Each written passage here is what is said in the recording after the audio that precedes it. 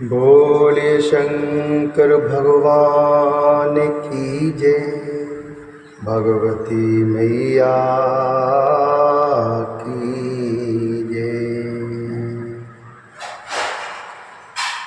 श्री शिव महापुराण के अंतर्गत रुद्र संहिता जो कि द्वितीय संहिता है और इसके खंड युद्ध खंड जो कि पंचम खंड है, इसके अध्याय तृतीय अर्थात तीसरे में आज हम प्रवेश करेंगे और जिसमें वर्णन है त्रिपुर के विनाश के लिए देवताओं का विष्णु से निवेदन करना।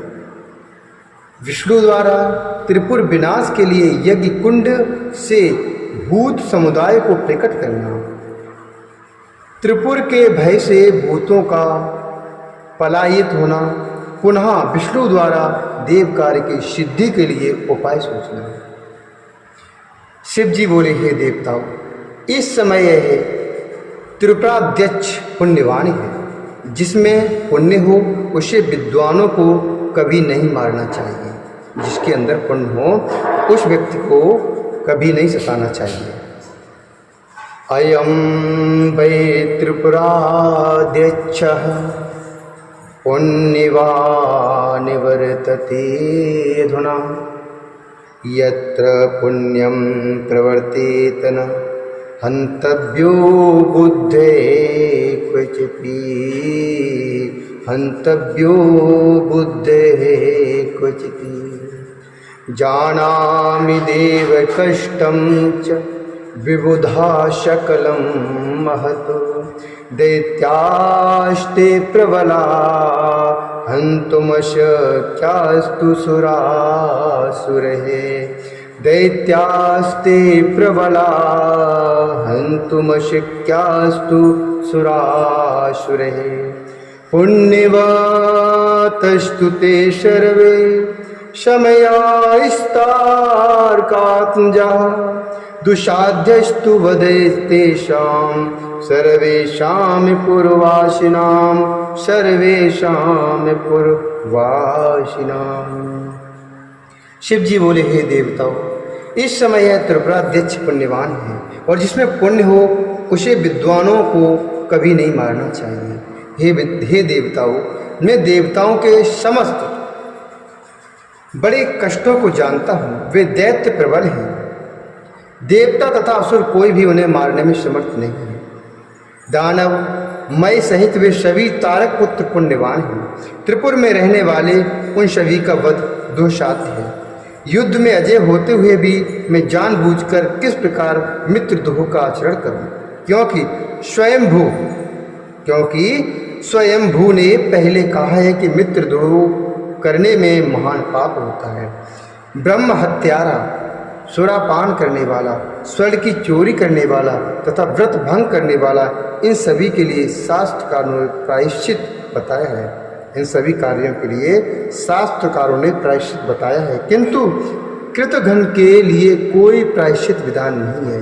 हे देवताओं, धर्म के ज्ञाता आप लोग ही धर्म पूर्वक विचार करें कि वे दैत्य मेरे भक्त हैं, तब मैं उनका वध किस प्रकार कर सकता हूँ। वे देवताओं, जब तक वे मुझ में भक्ति रखते हैं तब तक मैं उन्हें नहीं मार सकता। तथापि आप लोग विष्णु से इस कारण को बताइए। सनत कुमार बोले, हे मुनि, उनका यह वचन सुनकर इंद्र आदि सभी देवताओं ने सर्वप्रथम इस बात को ब्रह्मा जी से कहा।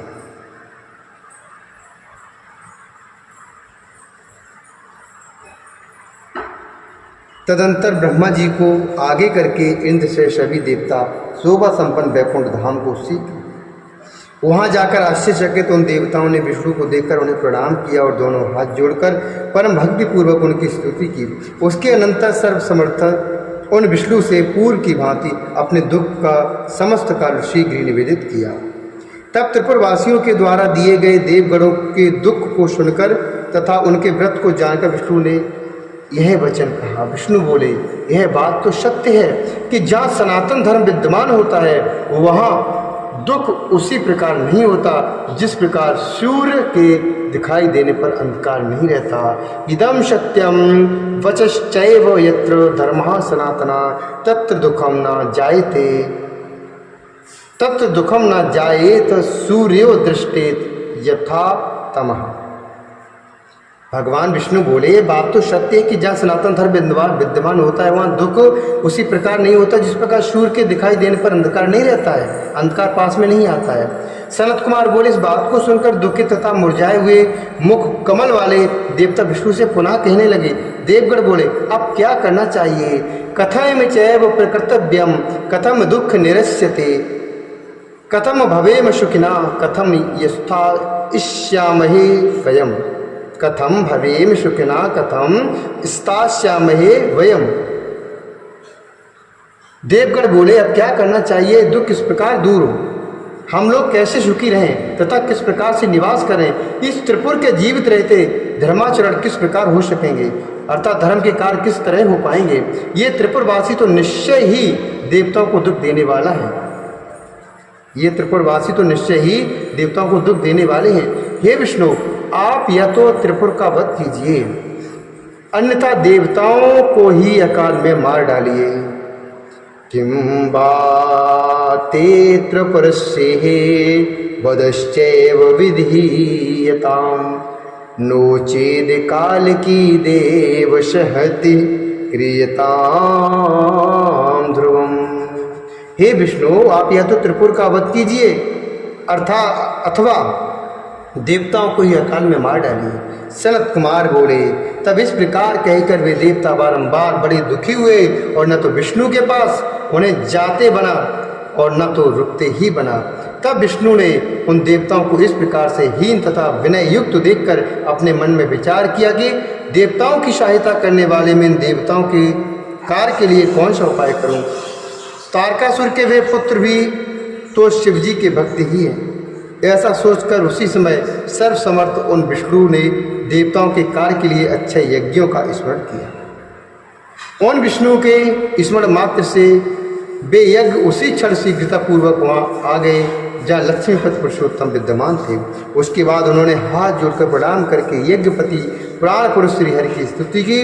तब सनातन भगवान विष्णु ने भी उन सनातन यज्ञों को देखकर पुनः इंद्र सहित देवताओं की ओर देखकर उनसे कहा। विष्णु बोले, हे देवगण, आप लोग त्रिपुरों के विनाश एवं तीनों लोकों के कल्याण के निमित्त इन यज्ञों द्वारा सदा परमेश्वर का यजन कीजिए। सनत कुमार बोले, देवादिदेव बुद्धिमान विष्णु का वचन सुनकर वे देवता प्रेम पूर्वक यज्ञेश को प्रणाम करके उनकी स्तुति करने लगे। हे मुने, इस प्रकार स्तुति करने के पश्चात संपूर्ण विधियों के ज्ञाता वे देवता यज्ञोक्त विधान से यज्ञ पुरुष का यजन करने लगे। तब उस यज्ञ कुंड से शूल, शक्ति और गदा हाथ में धारण किए महाकाय हजारों भूत समुदाय उत्पन्न हुए। उन देवताओं ने हाथों में शूल, शक्ति, गदा, दंड, धनुष तथा शिला का आयुध धारण किए हुए, इसके अतिरिक्त और भी अनेक प्रकार के अस्त्र धारण किए हुए, नाना प्रकार के वेश धारण किए हुए, कालाग्नि रुद्र के समान तथा काल शूर के समान प्रतीत होने वाले उन हजारों भूत समुदायों को देखा। अपने आगे खड़े उन भूतों को देखकर उन्हें प्रणाम कर रुद्र की आज्ञा का पालन करने वाले यज्ञपति श्रीमान विष्णु उनसे कहने लगे। विष्णु जी बोले, हे भूतगणों, तुम मेरी बात सुनो। तुम लोग महाबलवान हो, अतः देव कार्य के लिए तत्पर शीघ्र त्रिपुर को जाओ। हे भूतगणों, वहाँ जाकर दैत्यों के तीनों पुरों को तोड़ फोड़ कर तथा जलाकर पुनः लौट आना। इसके बाद अपने कल्याण के लिए जहाँ इच्छा हो वहाँ चले जाना। सनत कुमार बोले, तब भगवान विष्णु की वह बात सुनकर वे भूतगण उन देवादिदेव को प्रणाम कर दैत्यों के त्रिपुर की ओर चल दिए। वहां जाकर त्रिपुर में प्रवेश करते ही वे त्रिपुर के अधिपति के तेज में उसी प्रकार भस्म हो गए, उसी प्रकार शीघ्र भस्म हो गए जैसे अग्नि में पतंगे भस्म हो जाते हैं। उनमें जो कोई शेष बचे वे भाग गए और वहां से निकलकर व्याकुल होकर शीघ्र विष्णु जी के पास समीप आ गए।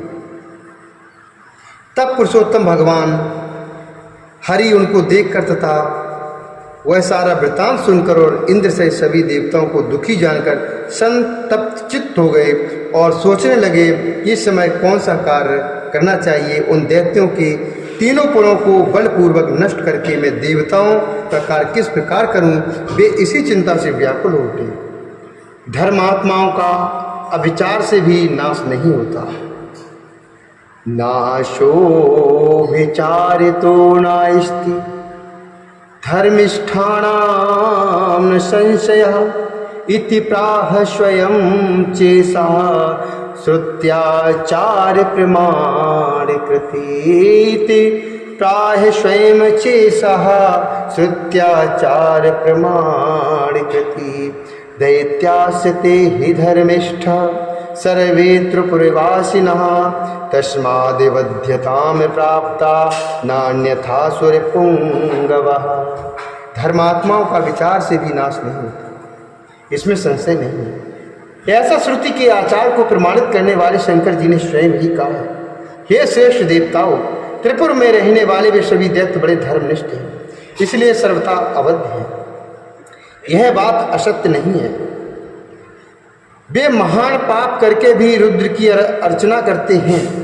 वे महान पाप करने के बावजूद भी रुद्र की अर्चना करते हैं, इसलिए सभी प्रकार के पापों से वे वैसे ही मुक्त हो जाते हैं जैसे पद्म पत्र जल से पृथक रहता है। हे देवताओं, रुद्र की अर्चना से सभी कामनाएं पूर्ण होती हैं और पृथ्वी के अनेक प्रकार के भोग एवं संपत्तियां वशीभूत हो जाती हैं तथा लिंगार्चन परायण ये दैत्य इस लोक में अनेक प्रकार की संपत्ति का भोग कर रही हैं और परलोक में भी उन्हें मोक्ष प्राप्त होगा। फिर भी मैं अपनी माया से उन दैत्यों के धर्म में विघ्न डालकर देवताओं की कार्य सिद्धि के निमित्त क्षण भर में त्रिपुर का संहार करूंगा। इस प्रकार विचार करने के पश्चात वे भगवान पुरुषोत्तम उन दैत्यों के धर्म में विघ्न करने के लिए तत्पर हो गए। जब तक उनमें वेद के धर्म हैं, जब तक उनके अंदर वेद के धर्म हैं और जब तक वे शंकर की रचना करते हैं और जब तक वे पवित्र कृत्य करते, पवित्र कार्य को करते हैं, तब तक उनका कोई नाश नहीं कर सकता और ना ही उनका नाश हो सकता है। इसलिए अब ऐसा उपाय करना चाहिए, ऐसा उपाय सोचना चाहिए कि वहाँ से वेद धर्म चला जाए, तब वे दैत्य लिंगार्चन त्याग देंगे, इसमें संदेह नहीं है। क्योंकि जब वेद का धर्म ही चला जाएगा तो उनके अंदर भक्ति का कोई भी बात रह ही नहीं जाएगी। अर्थात जब वेद धर्म चला जाए तब वे दैत्य लिंगार्चन त्याग देंगे, इसमें संदेह नहीं है। ऐसा निश्चय करके विष्णु जी ने उन दैत्यों के धर्म में विघ्न करने के लिए श्रुति खंडन रूप उपाय किया। इसके बाद त्रैलोक रक्षण के लिए शिव के द्वारा आदिष्ट देव सहायक विष्णु ने शिव की आज्ञा से देवताओं से कहा। विष्णु जी बोले, हे देव, इस समय आप सभी लोग निश्चित रूप से अपने घर को चले जाओ। हे देवाः सकलायूयं गच्छति स्वगृहं ध्रुवम्। हे देवाः सकलायूयं गच्छति स्वगृहं ध्रुवम्। देवी कार्यं करिष्यामि यथामति न संशयः। तानि रुद्राद्वे मुखान्नूनं करिष्यामि श्वेतनतः। स्वभक्तिरहितानि ज्ञात्वा तानि करिष्यामि भस्मात्। स्वभक्तिरहितानि ज्ञात्वा तानि करिष्यामि भस्मात्। विष्णु जी बोले, हे देवो, इस समय आप सभी लोग निश्चित रूप से अपने अपने घर को चले जाएं। मैं अपनी बुद्धि के अनुसार देवताओं का कार्य अवश्य करूंगा, इसमें संदेह नहीं है। मैं बड़े यत्न से उन्हें रुद्र से अवश्य विमुख करूंगा और तब शिव जी अपनी शक्ति से रह जानकर उन्हें भस्म कर देंगे।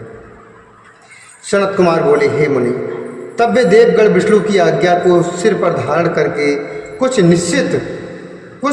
निश्चिंत हुए और फिर ब्रह्मा के द्वारा आश्वासित होने पर प्रसन्न होकर अपने अपने स्थान को चले गए।